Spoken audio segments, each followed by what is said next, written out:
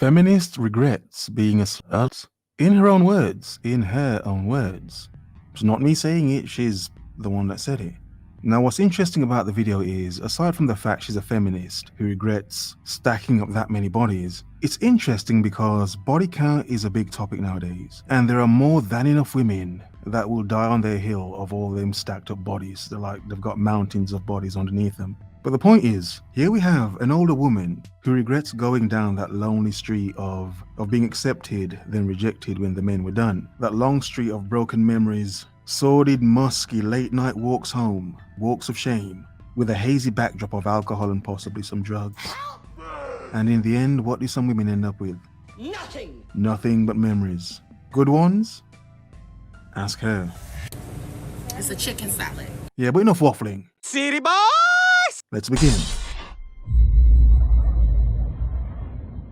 I regret being a slut. I'm grateful for the ability to control my reproductive cycle and make my own money, but that freedom has come at a price. The dark side of the sexual revolution is that even though it liberated women, unyoking sex from the consequences has primarily benefited men.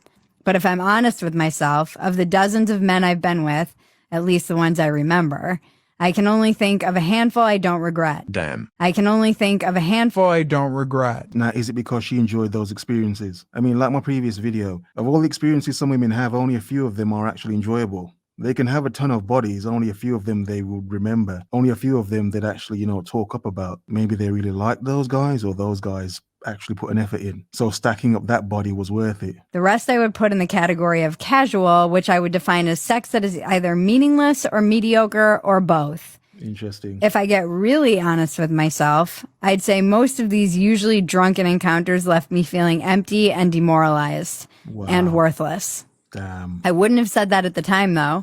At the time, I would have told you I was liberated, even while I tried to drink away the sick feeling of rejection while my most recent hookup didn't call me back. Damn. Fun, though. Fun. Yeah, fun. Nope. Hot D, cold bed. Hot D, cold bed. How fun. At the time, I would have said one-night stands made me feel emboldened. But in reality, I was using sex like a drug, trying unsuccessfully to fill a hole inside me with men. Pun intended. Indeed. I know regretting most of my sexual encounters is not something a sex-positive feminist who used to write a column for Playboy is supposed to admit. And for years, I didn't. Interesting. Oh. So like the many journalists nowadays who are, obviously feminist leaning, promoting liberation to all these women. And emptiness. She was one for Playboy, of all places. Wow. Lovely woman. Thank her very much for doing this. It's a very honest video. It's a shame a lot of modern women are just capped nowadays. This honesty is rare. Let me be clear. Being a slut and sleeping with a lot of men is not the only behavior I regret. Even more damaging was what I told myself in order to justify the fact that I was disposable to these men. I told myself I didn't care. Yeah, I'm gonna let her finish. I told myself I didn't care. I didn't care when a man ghosted me.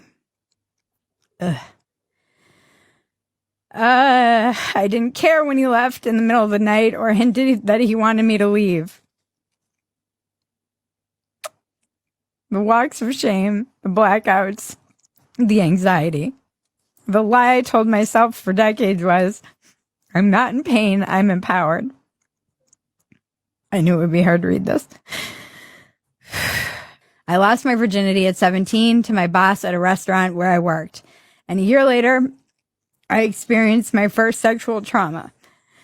I felt damaged and dirty, and I blame myself. Everyone responds differently to these situations. I dealt with the overwhelming shame by becoming hypersexual and promiscuous. A lot of men can see so many women are broken and hurt enough to be so easy, because we know the very easy women are very broken. We know a lot of them want to give it up easily because they don't value themselves that much. I'm talking too much. I'm giving away too much of the game, but the culture was right there to pick me up and dust me off. I doubled down on being a proud slut and internalized the biggest and most damaging lie, that loveless sex is empowering. I basked in the girl power glow of that delusion for decades, weaponizing my sexuality while convincing myself I was full of the divine feminine. I was full of shit. I told myself that because I could seduce a man, I was powerful. But as Perry says in her book, women can all too easily fail to recognize that being desired is not the same thing as being held in high esteem. Thank this woman so much. Being desired is not the same thing as being held in high esteem. There are certain things that I know as a man I could never say compared to it coming from a woman herself, from her own perspective and experience as a woman. Now, as men, when we interpret that, that's how we value women differently. Being desired is not the same thing as being held in high esteem. That's how we value a woman higher than another woman. Deep down inside, I knew that to be the case. But as a defense mechanism, I created a man-eater persona. Huh. My mantras were rigid. You can either have a career or a relationship, but you can't have both. Intimacy is creepy. Motherhood and children are a trap. Sex is only about power. Word for word. Oh my God. Word for word. That's like so many women on the internet nowadays. That's like word for word. So many of them. It's to the point of it being copy paste. Another set of lies built on trauma. When a man I slept with had the courtesy to reach out, I mistook relief for happiness, rewiring my brain to be grateful for the bare minimum. The saddest realization is how low I set the bar. And this part again is sad. A lifetime of allowing myself to be the other woman, taken for granted or treated like a doormat under the false pretense of being empowered, came to head one night with the arrival of a text message from an on-again, off-again lover. "Good night, baby. I love you," it said, quickly followed by "wrong person. Rock bottom doesn't always look like losing everything or ending up in jail." I wanted to be able to have meaningless sex like a guy, but it didn't work. Today's youth are fed an even more dangerous lie than the one that was fed about loveless sex. I was told sex doesn't matter. They're being told biology doesn't matter. This is a tragedy. I regret being a slut. I regret it because I regret that those men can say they slept with me. Gems. So many gems. Again, as a man, point women don't get, we don't care if you stack us up. Giving away too much, I know. As men, we kind of know we're trash. El Galabarje. You know, we kind of know a lot of us are trash. So you stacking up a lot of us, you've multiplied the fact of a lot of us as men. We kind of deep down know a lot of us are crap. We don't admit it. We pretend, but a lot of us know, a lot of men are kind of crap, to be honest. A lot of men are horrible. And to know women are stacking up so many horrible crap men when the majority are crap, whatever. It's hilarious. It's hilarious. Gen X women in particular really relate to this. And it's like they're stumbling back from a war being like, go back. It was a lie. It's a trap.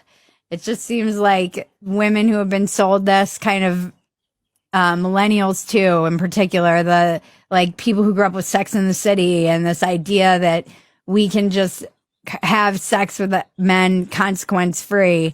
And that it doesn't somehow damage our soul. A lot of women have said that they identify with this. The problem with so much of this stuff is that you keep doing damage to yourself. At least I did.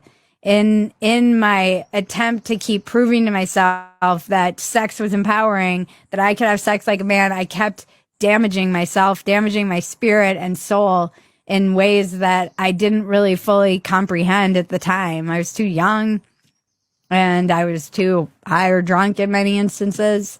And you can see when I read the piece, it's still painful. It stands out so much because it's real. It's not the fake crap you see every day. Because I wish I knew better. And I guess part of the reason that I wrote this piece is for my daughter. I want her to know better.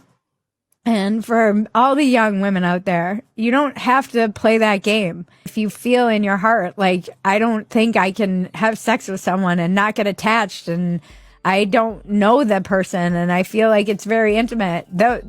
You're right. That's true. If I did have a daughter, knowing her goals were to stack up bodies would make me feel like a failure as a dad. Yeah. Have a nice day.